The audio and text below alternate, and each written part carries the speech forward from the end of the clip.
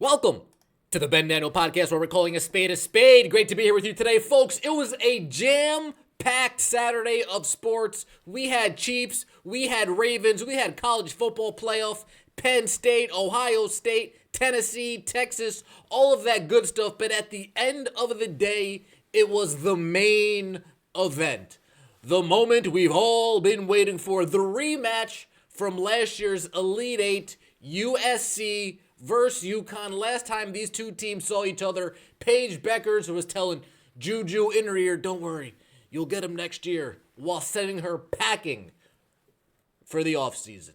This time around, results were a little bit different. USC escape 72-70, beating Paige, beating UConn. Sarah Strong, they tried their best. They were down big for a majority of this game. At one point of this game, it was 51-33.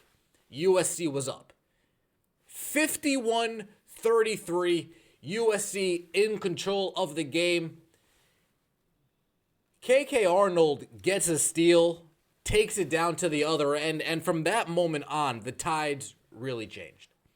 From that moment on, UConn put belt to ass and clawed their way back. 1 point taking the lead. I believe 65-64. UConn took the lead. I was thinking to myself, USC fans must be screaming at the top of their lungs, Lindsey Gottlieb, Lindsey Gottlieb, Lindsey Gottlieb, I need you fired as soon as possible. But fortunately, at the end of the day, Sarah Strong, down 3, heading to the free throw line, chance to tie the game, can't get it done. Makes one, brick, GG no re, as they say, 72-70. It was a tale of two halves for USC, UConn, JuJu, and Paige. A tale of two halves. First half, JuJu Watkins, 15 points, 3 rebounds, 6 for 10. Paige, if I'm watching the first half of this game, I'm thinking to myself, Paige might be like the third or fourth best player on the court. In the first half, if you're an alien landing from Mars, you're watching the game, you're thinking to yourself, okay, that number 12 is pretty good. That Kiki, she's pretty good. I guess Paige would be the next best player, I suppose. Very interesting. Very interesting. And then in the second half, this is how it ends up. JuJu, 10 points in the second half. Paige, 22 points to finish the game. 25 points. JuJu Watkins finished the game. Paige really came alive late third quarter, fourth quarter. Paige needs to get that dog in her. Paige needs to find some type of, I don't want to use the word Mamba mentality, but she seems to shy away from the moment. She seems to be a little bit too passive when that's not what's called for at this particular time. Paige, I need you to get aggressive, Paige. JuJu Watkins is currently over here in our house beating us down. Paige, I need you to get a little bit of aggressive, Paige. The 3-point shot's not falling like we hope so. But she's passing up shots. She's not being aggressive off the dribble. I'm not seeing as much off-the-ball action today. Not exactly sure, but fourth quarter rolls around. Okay, that's the Paige that people are saying possibly could go number 1 in the draft this year, this upcoming WNBA draft. But watching this game, you saw the difference of, personally, neither of these teams are going to win the championship. Neither of these teams is going to. The reason why I think Notre Dame is going to win, they have 2 players who literally will chew your head off if it meant that they're going to win the championship. I wholeheartedly believe Hannah Hidalgo will sacrifice a step-brother that has been forgotten about if that meant she's going to win the championship. Olivia Miles will flush her goldfish down the toilet yesterday if that meant they're going to march through the tournament and win the chance. They might see one of these teams, or Tennessee, or South Carolina. But it was very clear. Paige just, there's something lacking in that department. Watching the whole entire first half, it's like, man, JuJu is giving you the business. And I know there was that little moment where Paige made a three-pointer, down big, turned around, stared at JuJu. Not a big deal. Paige, you're getting your ass whooped. I hope that you would wake up. I hope that you would come join the party.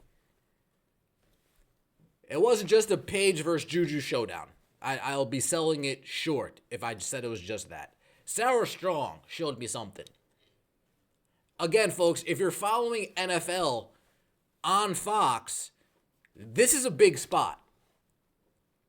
They don't put any no-name matchup in this spot following football on Fox. This is your time to show people who haven't been following the season from start to finish, hey, this is what we're about over here. And in the first half, a lot of people were probably doing a lot of clicking off. And then in the second half, a lot of people were probably doing a lot of clicking on. But Sarah Strong definitely showed me something today. 22 points, 13 rebounds. She was part of that comeback as well. Like I told you, she had a chance to tie the game. Down 72-69. She went to the free throw, and she had her chance. In fact, she missed the second free throw. Paige grabbed the rebound, kicked it back out to Sarah Strong. It was a really bad three-point shot, but she had another opportunity at redemption. Unfortunately, couldn't get it done. And on the other side, Kiki Iriafen. 16 points, 11 rebounds. Something that confused me a little bit with Kiki Iriafen, shooting 19 times, that's a little much to me. That's a little much. I know potentially number one, number two for sure, picking this upcoming draft. I still don't want to see you shooting more than JuJu Watkins. I don't. If anybody on this team is shooting the most shots, it's JuJu. It seemed like we maybe fizzled off a little bit towards the tail end of that game, if I need to be honest, based on my recollection.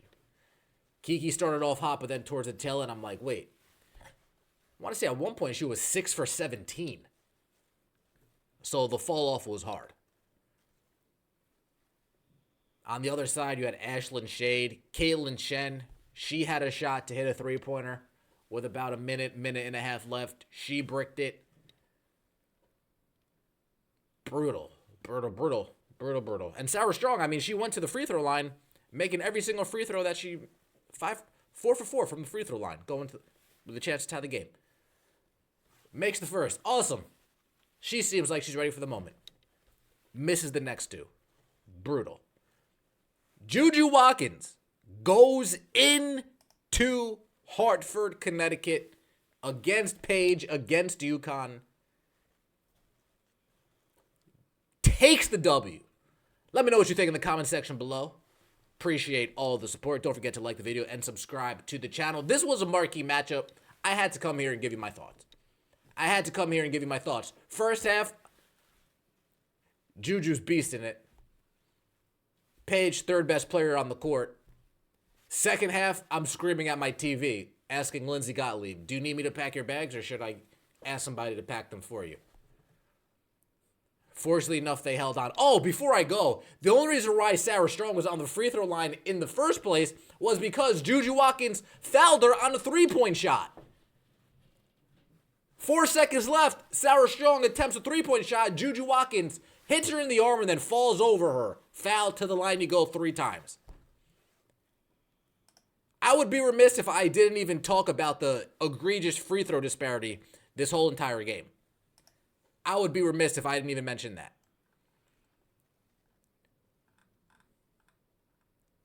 UConn got to the line a significant amount of times in comparison to USC. It was